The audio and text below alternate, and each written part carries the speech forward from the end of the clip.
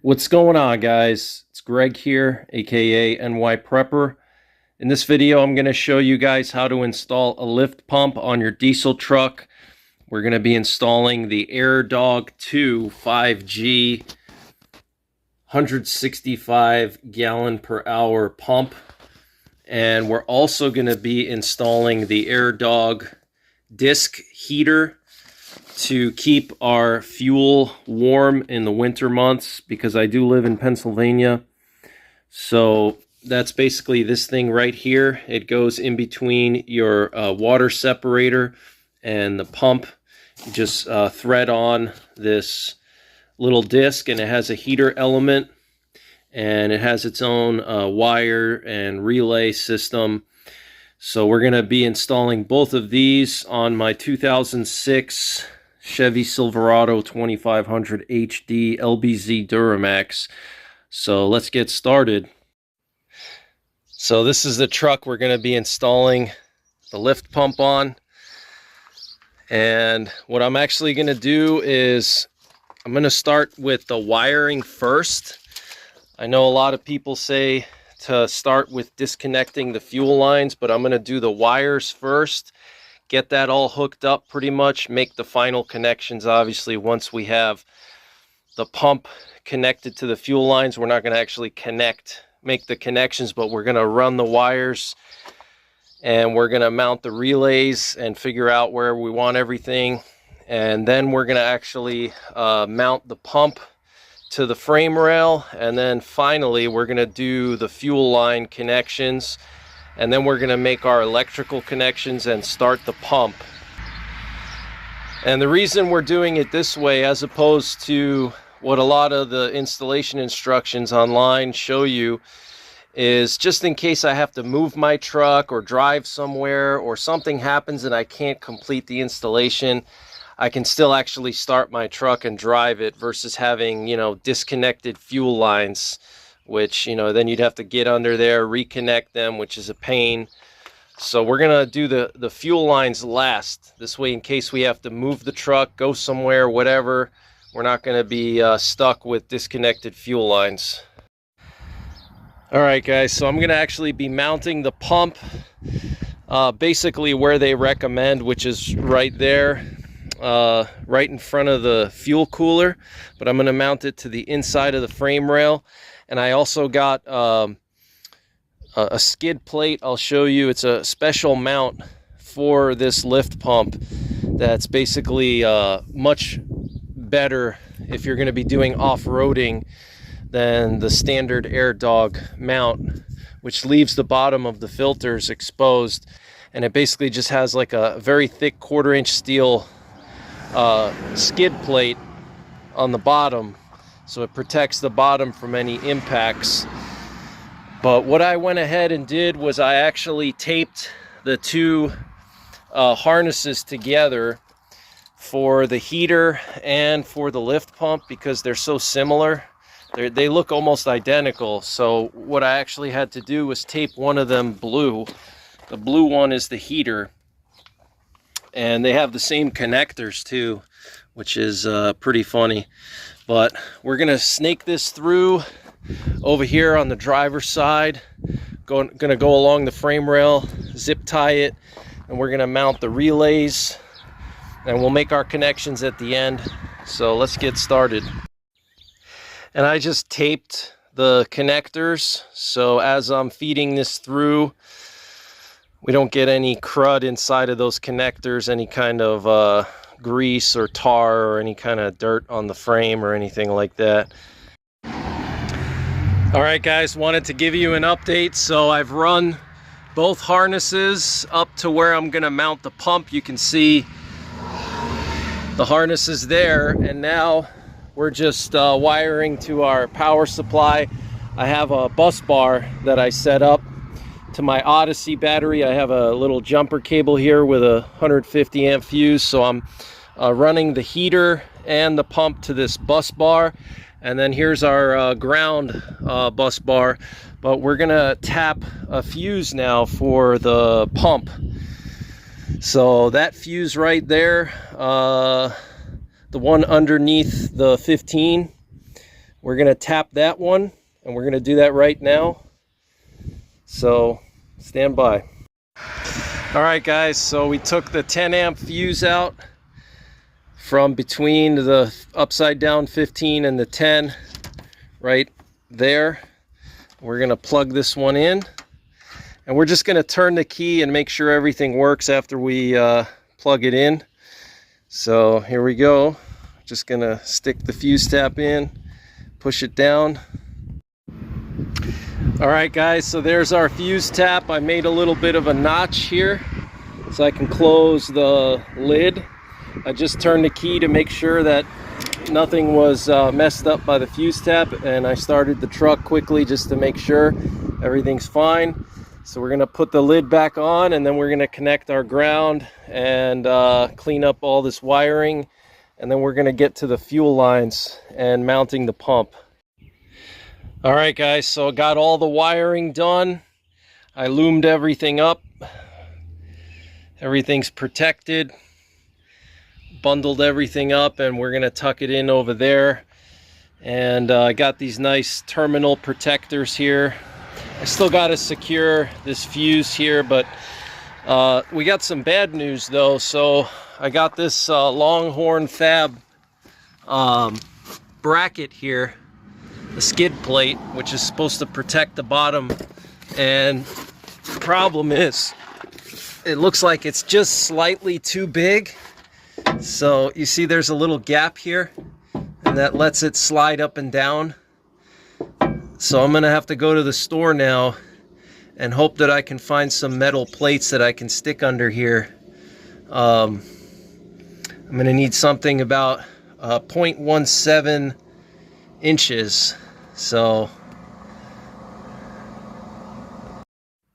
all right, guys, so thankfully I was able to find these 90-degree brackets and some angle irons. They were exactly the same size at my local Rural King, and I just slipped two, one on each side of the bottom of the frame rail, and then I just really cranked down on that bolt, and it's nice and tight now. But I'm surprised that they sell these, and they're supposed to fit Duramaxes, so I don't know if they have to double check their machining or what, but there was like almost a 1/4 inch gap. So all right, so let's mount the pump now, and then we'll make our hose connections and start it up. All right, guys, so we got the pump mounted. Really loving this Longhorn Fab skid plate. As you can see, you have this solid metal skid plate, and it's about flush with the frame. So this protects the bottom of the filters. So now we're going to attack that fitting. We got to take that hose off. This is going to be probably the hardest part, getting these fittings off, getting that flexible hose off. Wanted to just show you how the pump looks mounted. I think it looks great. The Longhorn Fab skid plate, as you can see, sits flush with the frame, the bottom of the frame, so that's going to protect my filters there.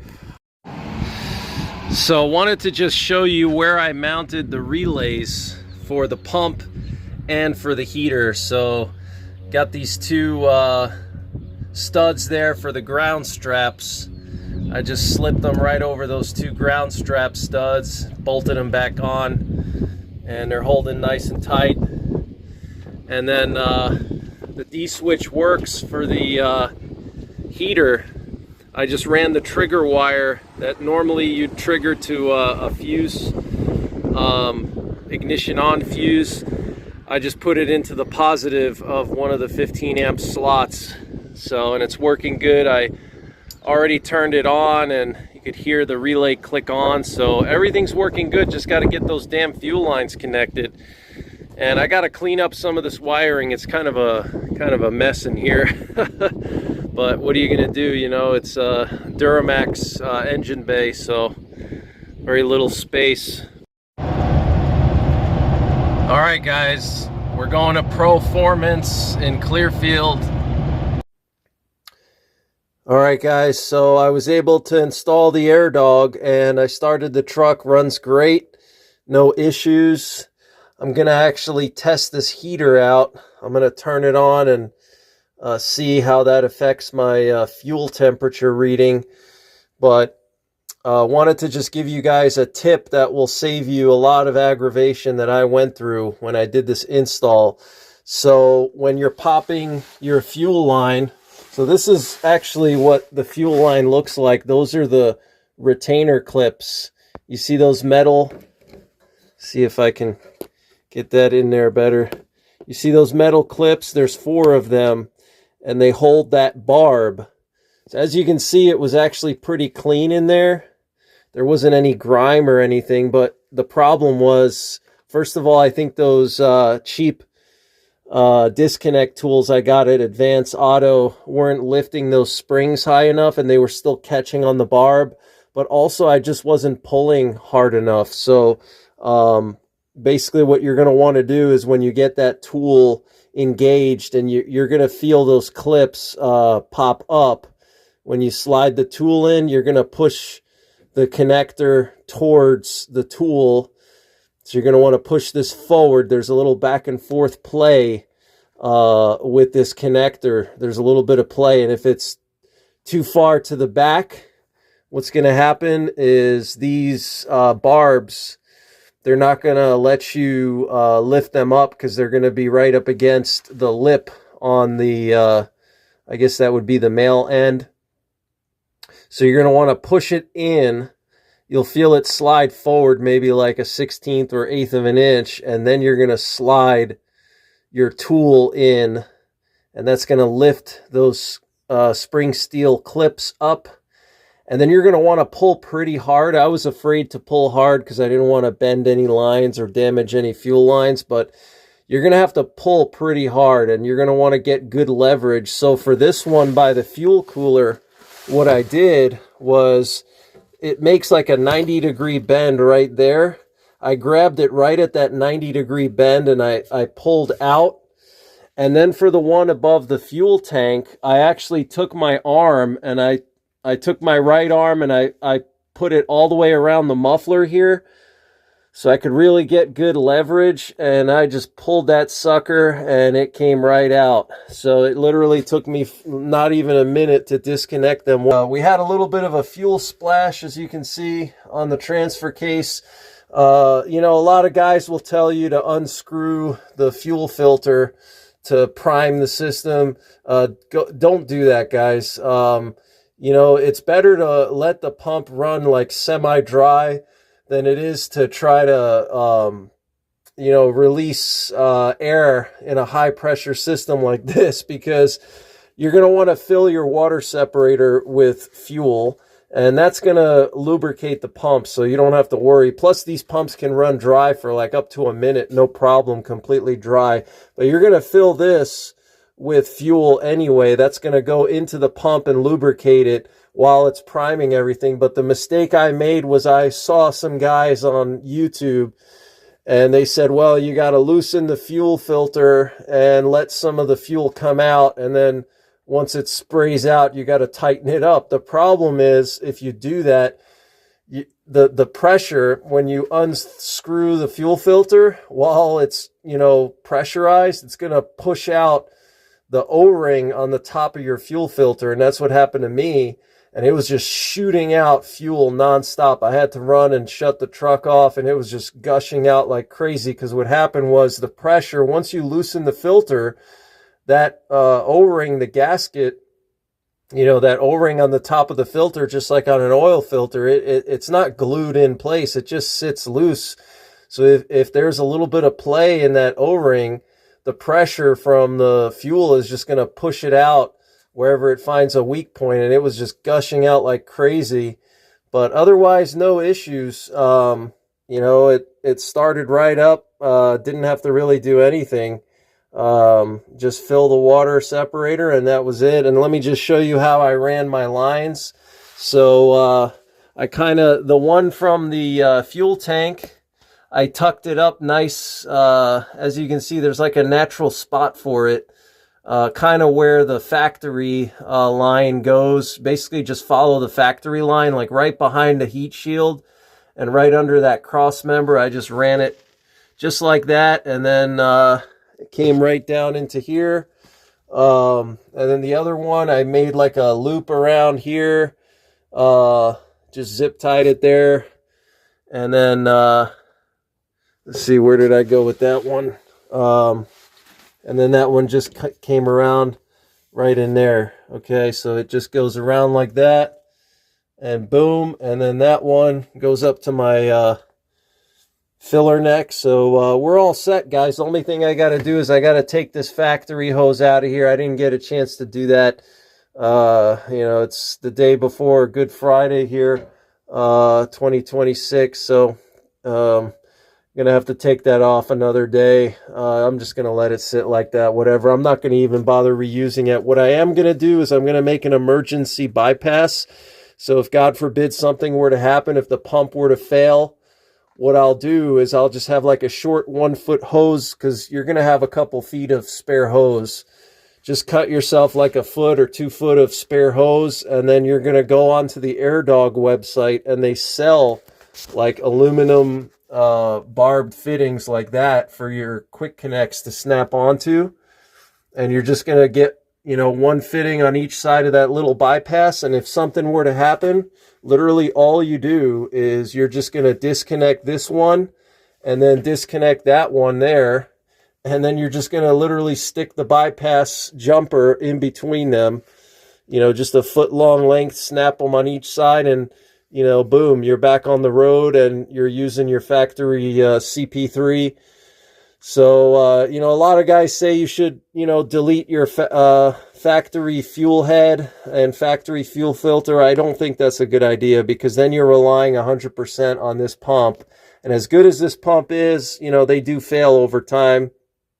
So keep your factory filter head, because if something were to happen, you can always just make yourself a short 1-foot jumper cable. Literally, you just disconnect this side, disconnect that side right there, and then snap it over onto your jumper, and you're back on the road. But if you delete your factory fuel filter, you're screwed. You're going to need a tow truck. So, you know, there's a lot of guys out there that, you know, say, yeah, you should delete it, you know, get rid of that stupid stock filter. But another thing too is that stock filter also has a heater on it as well. And then I got the disc heater here. Okay, so I'm going to take it for a little test drive, but it's running real good, no issues. So that's pretty much it, guys. Hope you learned from my experience installing this thing. This thing was a bear to install. They make it look so easy, but man, you know, you need to budget like 2 days between running the wiring. You know, it all takes time to zip tie everything and do a good clean job. You know, nothing happens in 5 minutes, even though their install videos are 15 minutes long, but everything takes time. So you're going to have to budget yourself a lot of time and do the fuel line last, because if you start with the fuel line, then you got to do a whole bunch of stuff, you know. So start with the electrical, then mount your pump, and then do the fuel line last. Because if, God forbid, you got to drive anywhere, you got to move your truck in your garage or in your driveway, you know, you don't have a dead truck just blocking everything, you know. But yeah, that's pretty much it for this one, guys. Stay tuned for more LBZ Duramax content. I'm going to be installing a hot side intercooler pipe next, and I also have a sensor for this, a fuel pressure sensor that we're going to install. So that should be pretty interesting. And I got to do some cleaning up here as well. Little extra zip ties, maybe some electrical tape here. I think I'm going to zip tie this as well. This wire's a little loose, but that's all for now. Take care. God bless. And don't forget the 3 Ps. Prepare, practice, and persevere. All right, guys. Just going for a little test drive. First time with the AirDog and my puck heater. And as you can see, the blue button there, defrost, that's the heater. I wanted to just show you my edge. So you can see on all the way on the bottom right, the fuel temperature is at 61 degrees, and I've only been driving 1 mile, 63 now. Within 1 mile, it jumped up from 55 degrees to 63 degrees. So we know that the heater is working because the fuel temperature is warming up quick. So that's a good sign. One of the nice things about that puck heater is that it sits right on top of the water separator, so any extra fuel that the engine doesn't need that gets recirculated back into the tank, you're basically getting warmed fuel that's going back into the tank. And so you're warming not just the fuel as it's coming through the AirDog and going down the line to the engine, but you're also warming the AirDog itself. First of all, just turning it on, you know, it's warming up the water separator and the whole unit gets warm, but you have that warm fuel going back into the tank, which warms the tank up. It warms the fuel in the tank. So I'm glad that I installed it, that's for sure. And I'm also glad that I wired the heater to my D switch, because if I don't need the heater, it's not going to be running. Like right now, it's, you know, April, it's in the 40s right now. You don't really need a fuel heater in these temperatures. You know, even down into the 20s, you know, with a basic anti-gel, no issues at all with these Duramaxes. The Duramaxes are pretty good with cold weather operation, you know, but this gives me the ability to warm my fuel as I see fit. I can just push that defrost button and it's gonna warm up the fuel, warm up the AirDog. I also have the wraps too, the wrap that goes around the AirDog, but I think that wrap, you know, it's kind of a pain to install and remove, and then plus it's exposed to the road, and I think just the puck heater is good enough.